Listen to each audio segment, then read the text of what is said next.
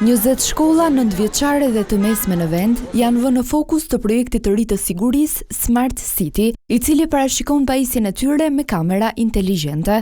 Kamerat do të vendosen në bazë të numrit të nxënësve. Përtej tentativës për më shumë kontroll dhe parandalim të incidenteve, vendimi ka sjell edhe debate mbi kufitë e privatësisë. Nuk mund të montohen në tualete, nuk mund të montohen në ambiente të brendshme, të cilët janë paracaktuar më parë mbi bazën e para për privatësinë dhe e dyta për sa i përket shkeljes së drejtave. Të dhënat duhet i mbaj shkolla, drejtoria arsimore, lija përkatëse. Një tjetër shqetësim është edhe ndikimi psikologjik që mund të ketë monitorimi vazhdueshëm tek nxënësit, duke theksuar presionin që mund të krijohet në mësimdhënie. Gjatë një mësimdhënie është shumë e vështirë se prezenca e kamerës nuk e le të qetë personin. Pra vetëm mendimi që ti je i survejuar, ti nuk e ke mendjen tek mësimi dhe nuk e ke mësimdhënia apo tek mësimmarrja. Pra janë disa vende që mendoj duhet të shikohen.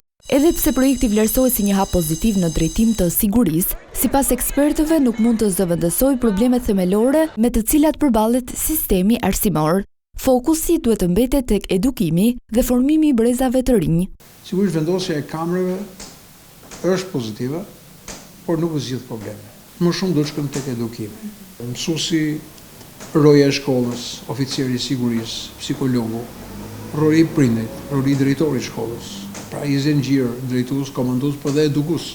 Shumë pak konflikte kanë qenë brenda borë shkollës. Konfliktet kanë nisur brenda shkollës dhe konfliktet kanë përfunduar jashtë shkollës. I bazuar në teknologji të avancuar dhe inteligjencë artificiale, projekti synon të parandalojë konflikte dhe të rrisë efikasitetin e reagimit. Kamerat të pajisura me inteligjencë artificiale çojnë sinjal në autoritetet përkatëse që kanë akses në to.